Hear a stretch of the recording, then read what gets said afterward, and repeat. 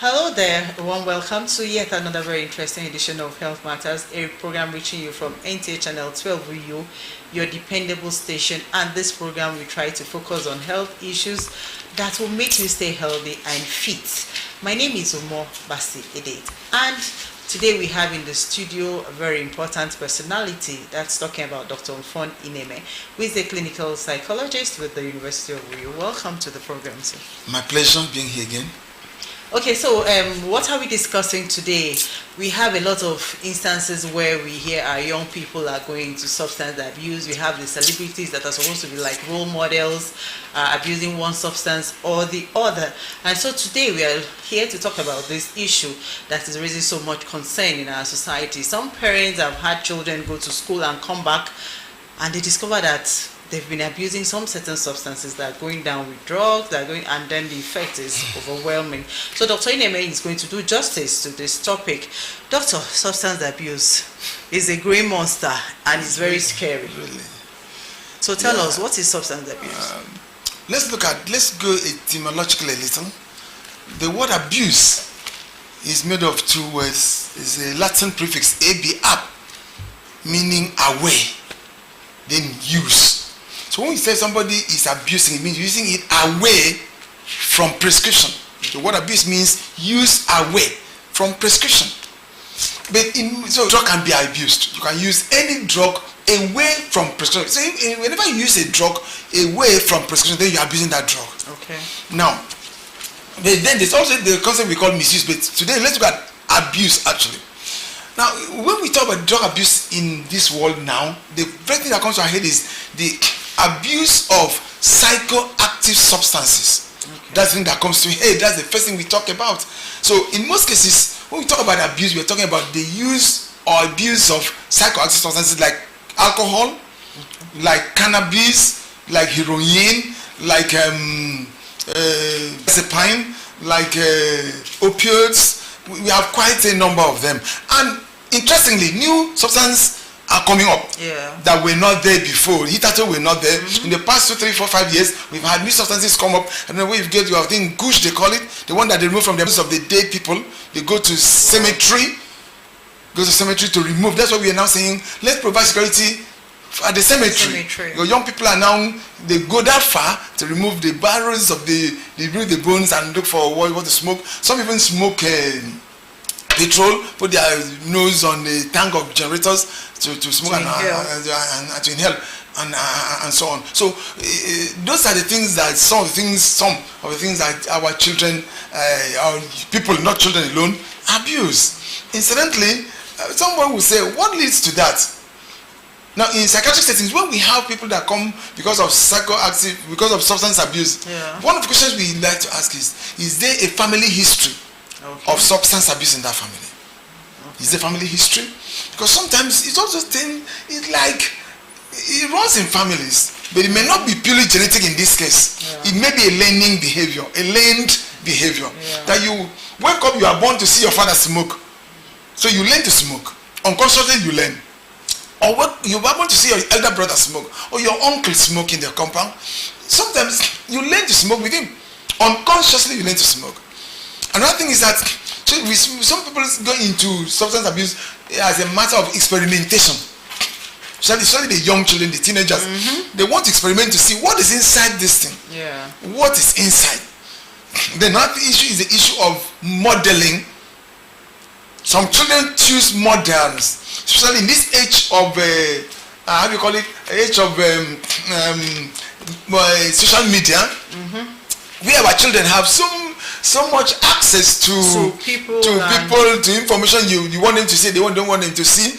You may be surprised that your child is in the house choosing a model, probably a celibate. Is already a model to your child, and he wants to do what this person does. He discovered that this person does it, he does so well playing football, does so well acting movie because he smokes, because he drinks, because he does injection drugs. So the child also, because he wants to be like his model or her model, may choose to do what this model does. Because sometimes they have a way of knowing the private life of this individual. So they go that far. Some people even smoke some movies that actors smoke openly to perform certain acts. Another thing is, people also take substances in an attempt to perform activities that could otherwise be performed without drugs. I'll give you an example. There are people that before they go to class to teach us, they smoke, they drink before they go to class. Because they are addicted. To make them high. No, in that case, the person has become addicted to it. The case of addiction. Okay. When we get to substance, when we look at addiction a little in the course of this program, so they take it. They take. Do you know that even I've even heard of a case that a medical doctor will take it before he goes to work. Okay, sometimes that one they have a defense. Some of them claim it's because of the blood they have to deal with. It's not enough. What of those who don't smoke? Of course. Who don't take those substances? No. It's because they've taken it and they've become addicted to it. And it's a case of addiction. It's a case of addiction. No matter how and you also have the case of peer pressure because now here in secondary school, children are already abusing substances. And because you want to belong, your peers will tell you if you must be in this group. If you must belong, you must take now. You woman, they ask you woman, come on, take this thing. And even women too. Even women want to show they are also what a man can do. Woman can do with style. They want to do with style. So they also take it. So those are some things that could go to take it. But then you remember that substance abuse could have been a mild thing if not for the concept of addiction. Okay. If not for that concept of addiction, could have been a mild thing to deal with.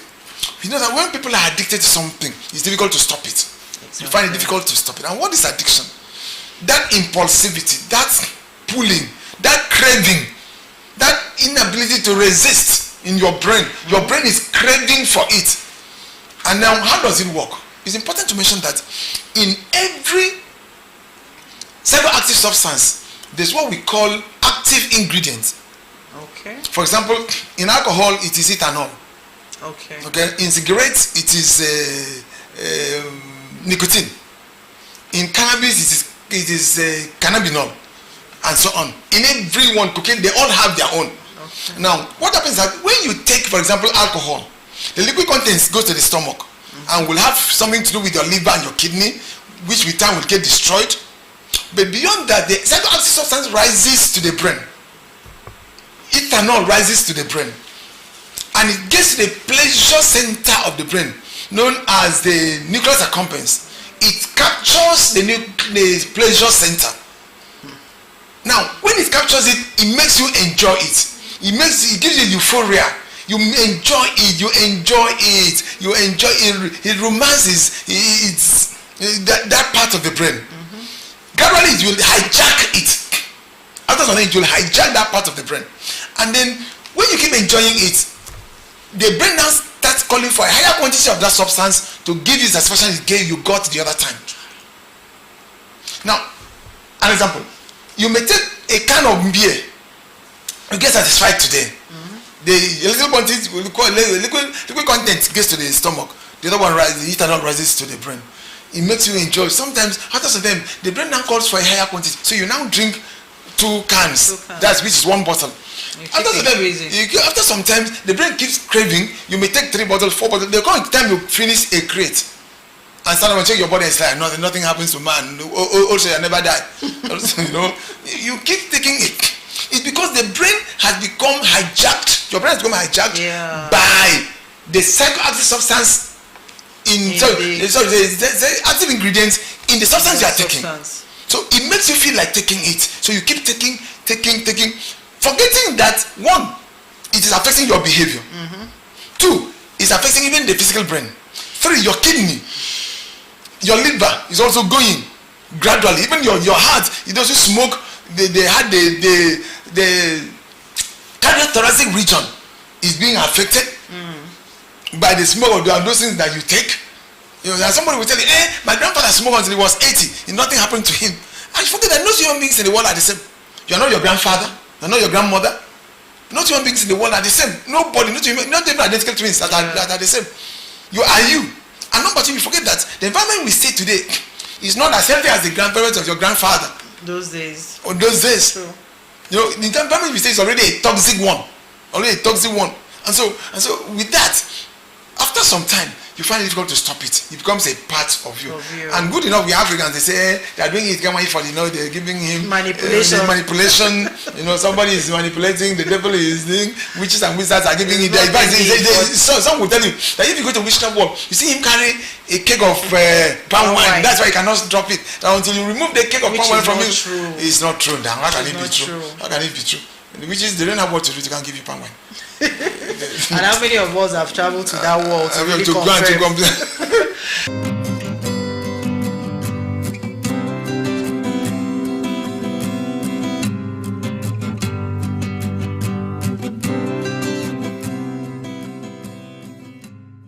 And if you're just joining us, the program remains Health Matters. Fon Ineme, who is the clinical psychologist with the University of Uyo.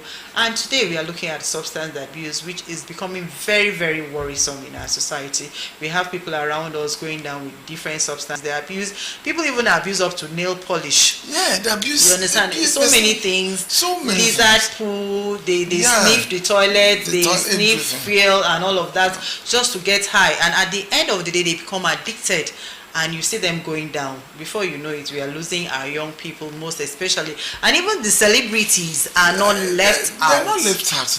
And these are supposed to be the role models for young people. Okay, so Dr. Ineme, before I let you go, let's look at those symptoms of, because I have a family where one of their sons is actually down with substance abuse, and funny enough, nobody was able to decode early enough until it got bad.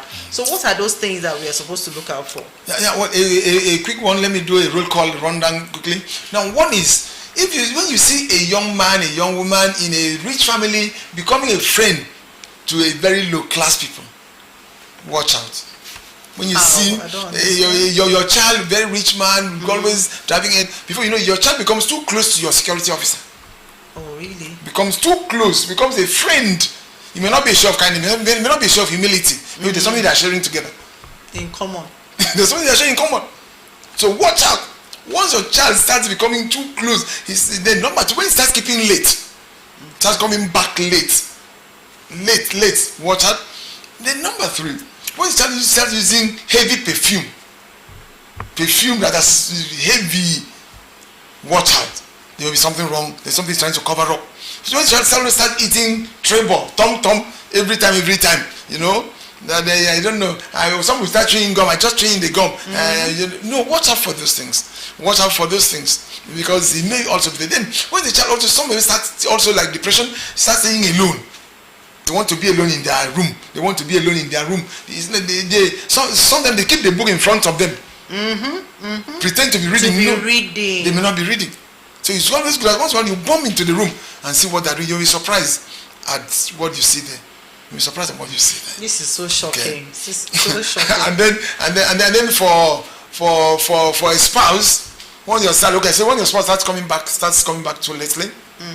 Then when your spouse also starts really having friends that are questionable, friends they didn't have before, you need to watch out. Why is he having these friends? Why is it, if his friends are smokers and drinkers, why does he choose that? Because show me your friend, and I'll tell him you are. No matter how good you are, no matter how strong you are, good companionship can corrupt good manners. Of course, bad companionship. Can corrupt good manners. It has a way of affecting your behavior. So you need to choose your friend. Everybody must not be your friend. Everybody must not be your friend in life. Okay, Dr. Ineme, at the point of this addiction, it looks like it's almost difficult to cure this abuse. Is there any way we can manage it? Is there any treatment to substance abuse? Yeah, we can, especially if we detect it early enough. Okay. It can be managed. The one thing we need to do is that we must remove the stigma we assign to them.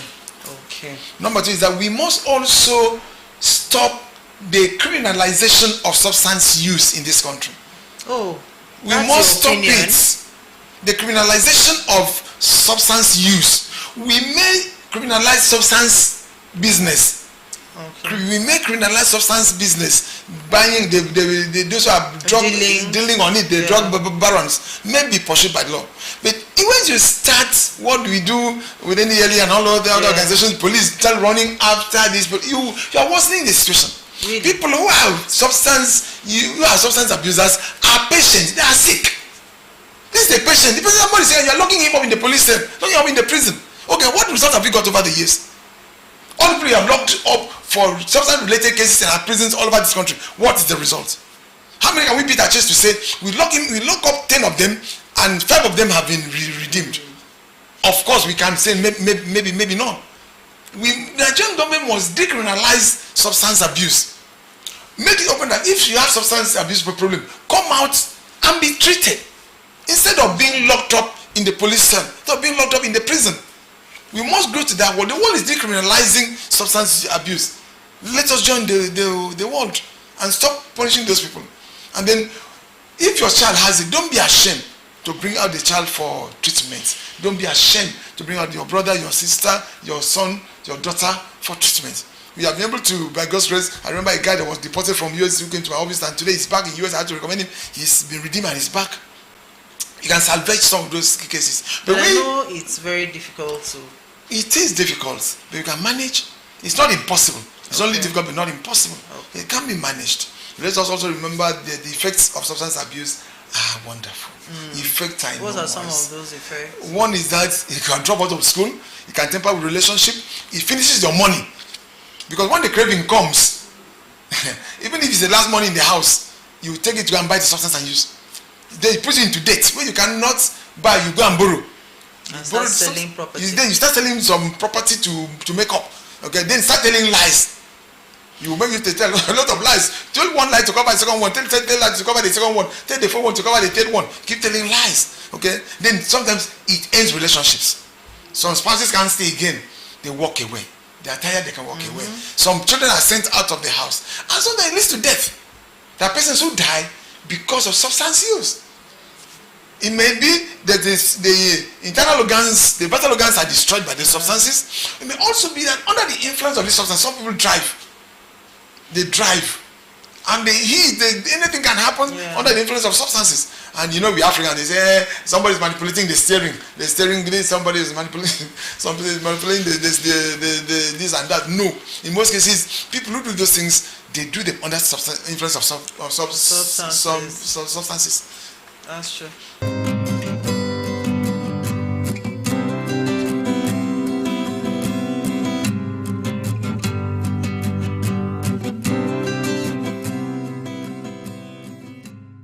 Okay, Dr. Onime, before we let you go, I'm sure you have a parting word, some kind of advice to parents, to our young people out there on substance abuse. Yeah, I want to say that substance abuse is a mental health issue. It's a health challenge affecting all classes. It's not a class thing. Okay. The social class, the high class, the middle class, the lower, anybody can be affected. Therefore, please, let us learn. Let us learn to show love to these guys, show love to them as much as possible. And if you have the problem, come out to be treated.